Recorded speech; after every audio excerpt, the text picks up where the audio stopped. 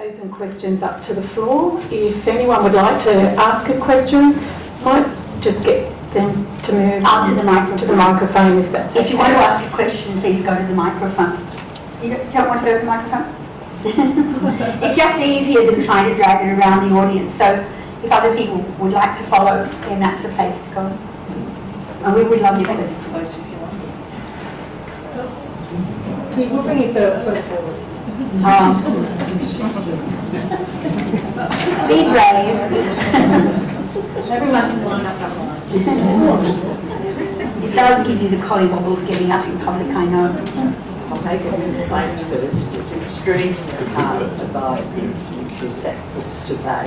Yes, we're trying, don't worry. In fact, Southern Steel in the library, when I inquired, it's only in the reference section. Yeah. Having read the books, the realism is unbelievable. And also in Say No to Death. Yes. The realism is unbelievable. I'd just like to ask Vera if she ever met Dick. Because you must have been in the same social, political and the circles at the time. And to ask the other is, are they going to be republished? The pressure's on, don't worry. I beg The pressure is on, but you can get them if you've got a Kindle, believe it or not. You can get most of them, I don't either, but you can get most of them electronically now on the Angus and Robertson website. So you can get most of them digitally. But yes, there's a lot of pressure to reprint the ones, especially the ones I'm talking about here. Yes. And Cummings Spinners never been out of print. It's still available in hard copy. Everyone in Newcastle should read Southern Steel. The question was, you must have been walking in those same circles that Dimphna has. Yes, I was. I didn't meet Dimphna in person until we celebrated the 80th anniversary of the then doyen of Australian writers, Catherine Susanna Pritchard. I chaired the gathering. I was an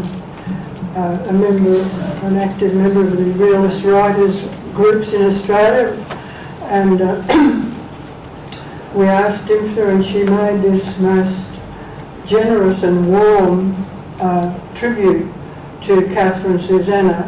I wrote it up in my little column in our magazine, Gleanings.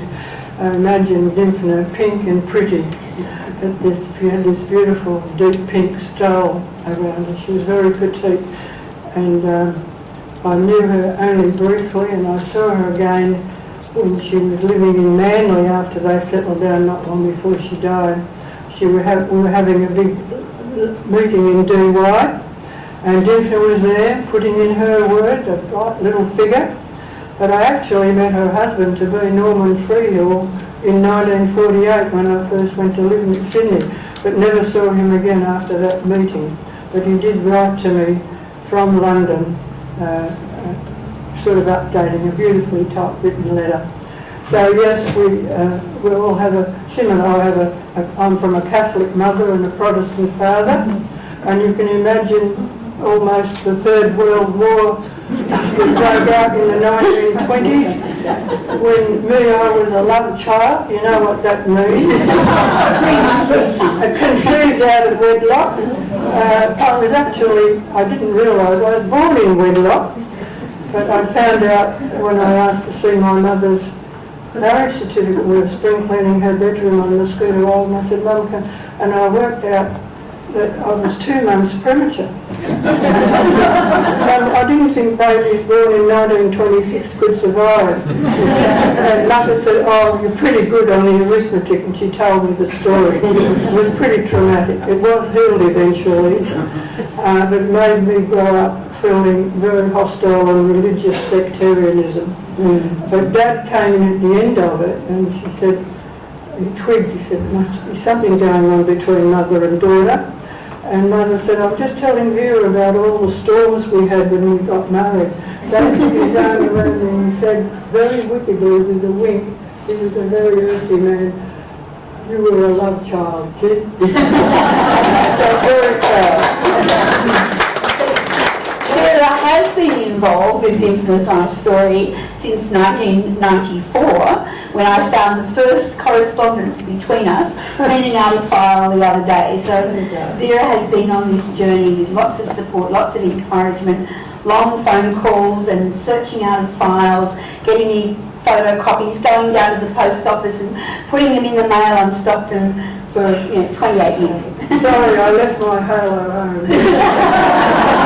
It's not true. The next question? Yeah, I was just interested in the character of Brian Penton, who Oh, well, good. No, This is my brother, everybody. who I know very little about.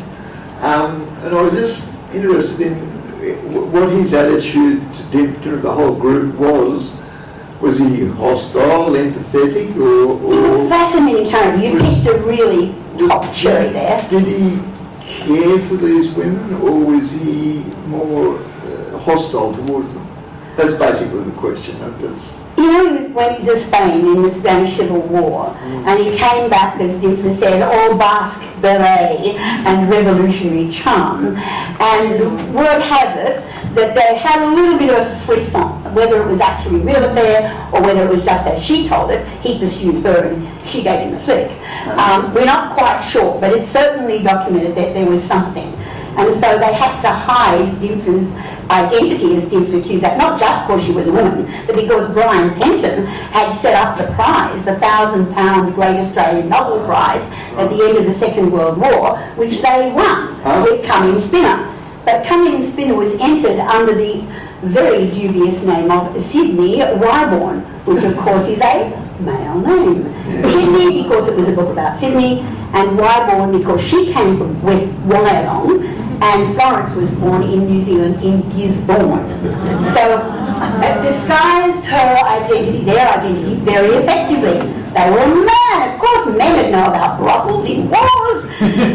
So when she goes in... Would Brian Penton no doubt would have been aware of that? He didn't pick it until she got into his inner sanctum on the top floor of Park Street, Packer's building, right? And entered the door to say, when are we going to get the money for our prize? And she said, you Sydney Wyborn's wife? Sister? She said, no, I'm Sydney Wyborn. And he said, you're not Sydney Wyborn, you're bloody Dick Cusack.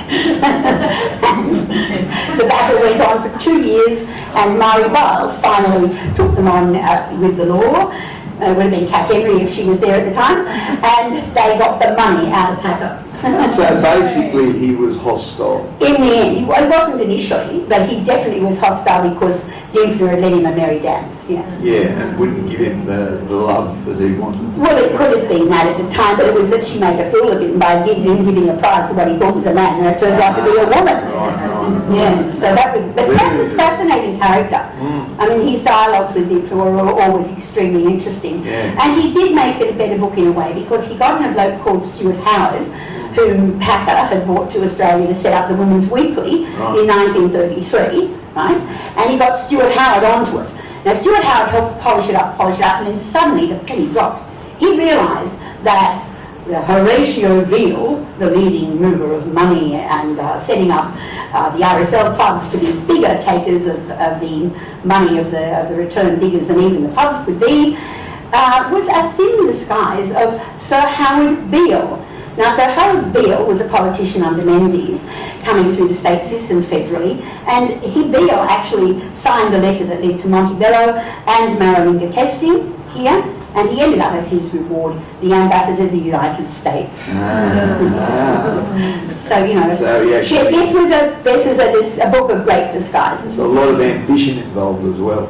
Yeah, there was. Yeah. It's very interesting. Thank you for that. Yes. Any other questions at all? Here comes Jude. Marilla, this is so enjoyable to listen to you. I always love hearing you talk about Dimfna. You're always... You love it too. So. Well, yes. It's a shared I admiration. think you must know every hair on her body. Oh, wait for the poetry book and you can see. I want to know that of a copy of Southern Steel that Mrs. Gow gave you at school. Is that the one you still got? Didn't you ever give it back? This is Cousin Greg's. He left it to me this morning. All right. Mine's our home. I forgot to bring it. Okay, now you can get, so I've got Southern Steel in a second-hand bookshop. By the Yeah, way. they're not that You can hard to get get. some, yeah. Now, I've got your first edition of Yarn Spinners, which are, you know, a great reading. But I just want to say, although I love Dimpner, she didn't seem very happy with that Ruth Park won a prize for, what was Ruth's first book for? Harp in the South. Harp in the Oh, South. Miles called it up.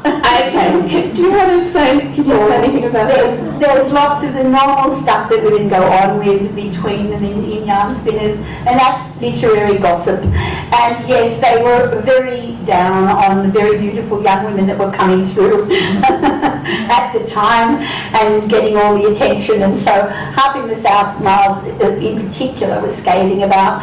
But yes, they just indulge in normal, you know, not extremely, not mean-spirited, but not nice-spirited either. And I left that in. I mean, if you, the whole complement of letters would be like 3 of those, if I had 3 of those, if it hadn't been the whittling and the shaping into just serious strands that, with the narration between, you could get as a seamless read. I mean, it's like a novel. It tells the story of what went on between the 3 of them and their collaborators, friends, family, lovers, through I think it begins in late 1920s. 1928-29, when Florence has gone overseas for the first time, and Dimpner and she are keeping a pen pal relationship while they establish their careers.